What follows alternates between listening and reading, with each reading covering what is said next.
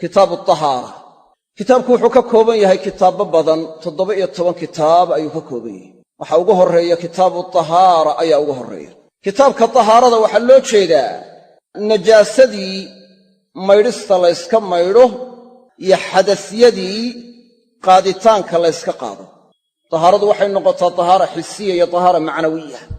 tahaarada xisiga ahi waa in najaasada layska maydho, waa tahaara xisiya.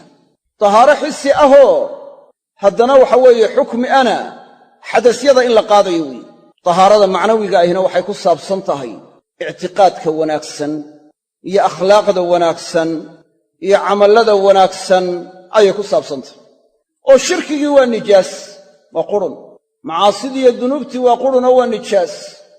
innama almushrikuuna najas wallahu yuxibbu almutahhiriin. waatay taabiciinta qaarkood ku fasireen altahaaratu bilmaa'i xasanun. tahaarada biyaha lagu tahaaro qaataa way fiican tahay. ha yeeshee waxaa loo jeedaa almutatahhiruuna min addunuub, kuwa iska nadiifiyey oo iska taahiriyey dembiyada ayaa looga jeedaa buuri. can cumar bni alkhataabi radia allaahu canhu qaala samictu rasuula allahi sala allahu alayh wasalama yaquul. bukhaari iyo muslim waxay ka soo wariyeen cumar bni alkhataab. waa saxaabadii nebiga ka mid ah oo saabiqiintii ka mid ah oo alcasharatu almubasharuun biljanna ka mid ah oo axad alkhulafaa'i alraashidiin ka mid ah weeye. waxau ahaa qurashi, waxau ahaa muhaajir. alcasharatu almubasharuuna biljanna kulluhum muhaajiruun. waxay ka mid tahay adilada caddaynaysaa in muhaajiriintu ka fadli badan yihiin ansaarta. waayo 10ka jannada loogu bushaareeyey dhammaantood waa muhaajiriin, ruux ansaari kuma jiro. bale rasuulkaaba muhaajiriinta ka mida sala allahu alayh wasalam. lowla alhijratu lakuntu imra'an ansaariya. haddaan hijradu jiri lahayn ruux ansaaraan noqon lahaa. saas aawadee muhaajiriin iyo ansaar marka la sheegaayo muhaajiriin baa la hor sheegaa. waayo nusradana waa la wadaagaan ansaarta, hijradana waa dheer yihiin. marka wa afdalu haadihi alummati bacda nabiyiha wa abii bakrin. cumar bnu khataab waa ummadda axadkii ugu fadliga badnaa marka laga reebo rasuulka sala allahu alayh wasalam iyo abubakar. marka labadaa laga reebo, labadaasi way ka fadli badan yihiin inta kale ummadda. ummatu muxamed isagaa ugu khayr badan inta kale. khayru haadihi alummati bacda nabiyiha abubakrin summa cumaru. waatay saxaabada qaarkood yidhaahdeen sida cabdullaahi bnu cumar, waxaanu odhan jiray iyadoo nebigu nool yahay, khayru haadihi alummati bacda nabiyiha abubakrin summa cumaru. ummaddan waxaa ugu khayr badan nebigeeda marka laga yimaado abubakar, waxaa ku sii xiga cumar. fayablugu dalika annabiya sala allahu alayh wasalama falaa yunkiruh. warkaasi intuu nebiga gaadho ayaa nebigu diidi jirin, yacni waa taqriirin jiray. taqriirka nebiguna waa xujo. qaala samictu rasuula allahi sala allahu alayh wasalama yaquul. wuxuu yidhi waxaan maqlay rasuulkii ilaahay sala allahu alayh wasalam yaquulu, ay qaa'ilan xaaluu odhanaya ayaan maqlay. jumlada yaquulu waxay noqonaysaa jumla xaaliya. samicana waxay qaadataa hal mafcuul keliya ayay qaadataa. bacdi baa yidhi 2 mafcuul bay qaadataa yaquulu, ha laga dhigo mafcuulka labaad, oo haddii daato mafcuulka koowaad loo siiyo jumlada labaad ee macna alqowl leh ee qowl tilmaamaysa waxaa laga dhigayaa mafcuul labaad. laakiin sida saxiixi waa sida hore. qaala samictu rasuula allahi sala allahu alayh wasalam. wuxuu yidhi waxaan maqlay rasuulki ilaahay sala allahu alayh wasalam yaquulu, xaala kownihi qaa'ilan xaaluu odhanaya ayaan maqlay. innama alacmaalu binniyaat, ay innama sixatu alacmaali. camallada sixadooda iyo asixitaankoodu waxay ku sugnaanaysaa binniyaati, niyooyinkoo quray ku sugnaanaysa oo ku asaxaysaa.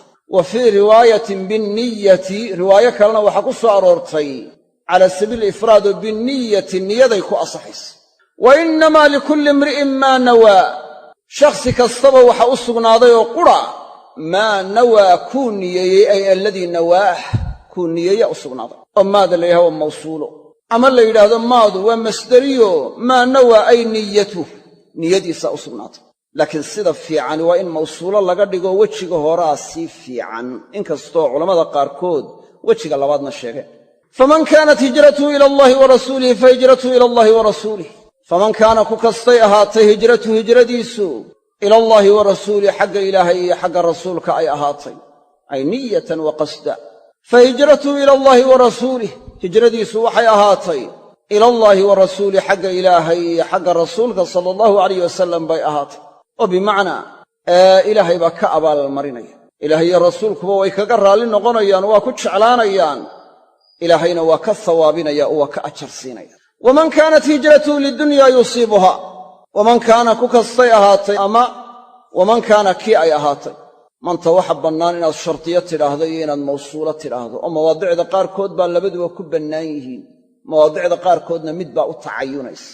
waman kaana kii ay ahaato hijratu hijradiisu lidunyaa ay liajli dunyaa adduunyo daraaddeed, adduunyadaasoo yusiibuha uu haleelayo, adduunyada aawadeed kii u hijrooday, aw imra'atin ama gabadh daraaddeed hijradiisu kay ahaato liajli imra'a yatasawajuhaa gabadhaasoo uu guursanayo, bimacnaa guurkeeda doonaayo, fa hijratuhu ilaa maa haajara ilayh, hijradiisu waxay ahaanaysaa kuu u hijrooday ayay ahaanaysaa, bimacnaa wax sawaab iyo wax ajar ah kuma helayo, qurbo iyo dhowaanshana xagga ilaahay kagama helaayo.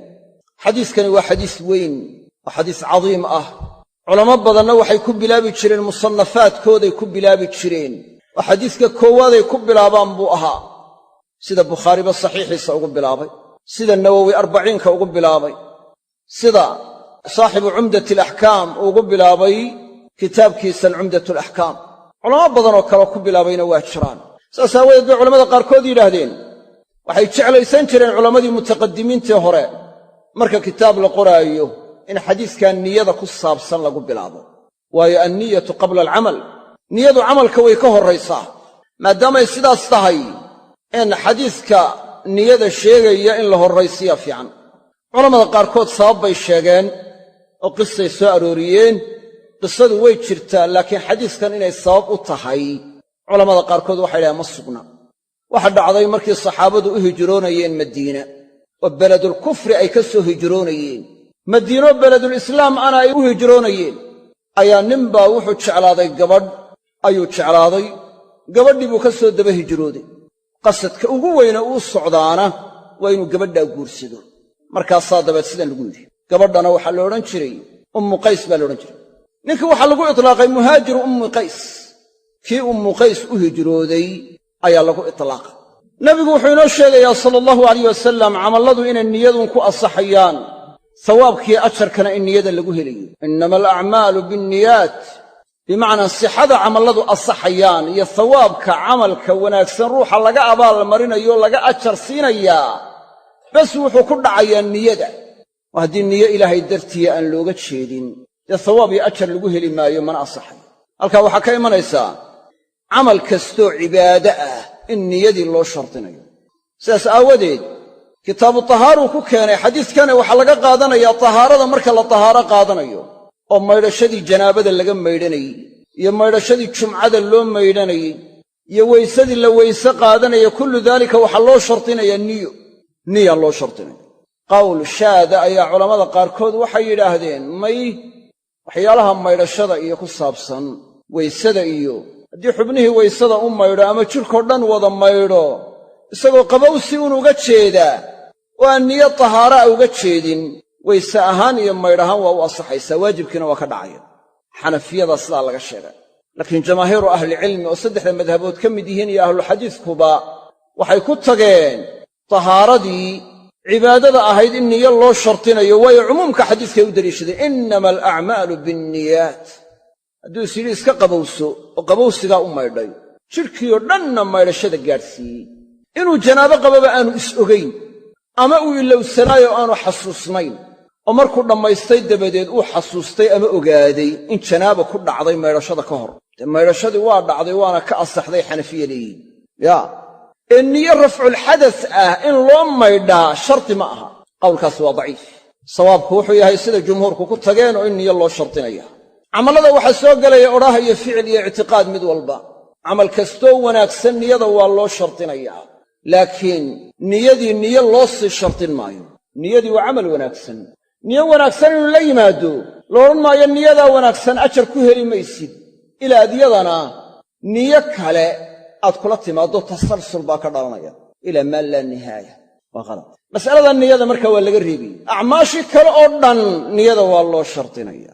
waxyaalaha maxduuraadkee xaaraanta tegitaanka laga tegayo niyo ma loo shardinayaa oo ma la odhanayaa qofku haddaanu niyeynin xaaraantii inuu ka tegay ma sugnaa jawaabtu waxay tahay labaa loo kala qaadayaayo dembi baxsadka uu ruuxu ka baxsanayo ka baaqanayo xaaraantaa inuu ku dembaabo baaqashada uu ka baaqanayo niyada loo shardin maayo ee xaaraantaasi haddaynay qalbigiisaba ku soo dhicin oo bes ka dheeraado aanu la iman laakiin niyatulimtisaala aanu uga tegin yacni maa khatarat fii baalih laa lahu walaa calayh dembina looga qori maayo ajarna ku heli maayo laakiin niyatulimtisaala hadduu uga dheeraado ilaahay dartii wuxuu noqonayaa ma'juur xaaraanta dheeraanshaha laga dheeraanayo laga tegayo in ajar laga helo niyo waa loo shardiyaa laakiin dembiga in laga badbaado niyo loo shardin maayo saasay culammadu u kala qaadaan bacdulumuura culammadu qaarkood ay yidhaahdaan niyo looma shardiyo waa jiraan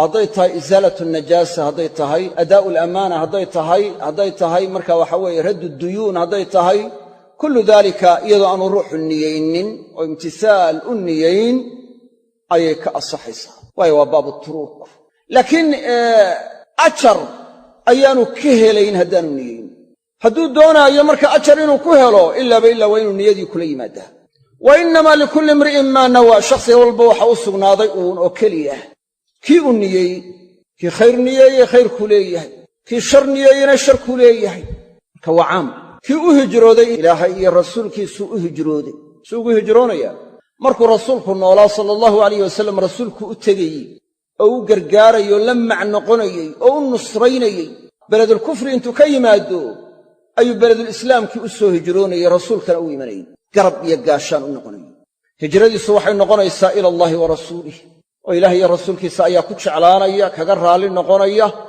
ilaahay baa ka hawaabinaya oo ka ajar siinaya kii hijradiisu adduunyo daraaddeed ay ahaatay ama gabadhuu guursado daraaddeed ay ahaatay waxa uu hijrooday bes buu leeyahay sawaab iyo ajar ilahay agtiisa kaga heli maayo oo gabadha maxaa gaar loogu sheegay lidunyaa yusiibuha miyaynay ku jirin jawaabtu waxay tahay way ku jirtaaye waa min baabi catfi alkhaasi cala alcaam shay gaaraa lagu cadfayaa shay guud lagu cadfayaa waayo dadku aad iyo aad bay u jecel yihiin siday dumarka u jecel yihiin baa waxay ka badan tahay siday adduunyada kale u jecel yihiin sidaasaa gaar loogu xusa culammadu waxay yidhaahdaan niyada waxaa loo qaybiyaa laba qaybood qasdulmacbuud iyo qasdulcibaada cibaadada in loo qasdo marba lala imanayo waa nooc waatay fuqahadu aad uga warramaan ee salaadda markaad tukanayso aad niyeynayso inaad salaaddii la imanayso ee aad xajka niyeynayso ee aad soonka niyeynayso wahaakada qasdulmacbuudna waxa weeye waa ikhlaaskii ilaahay dartii inaad ula imanayso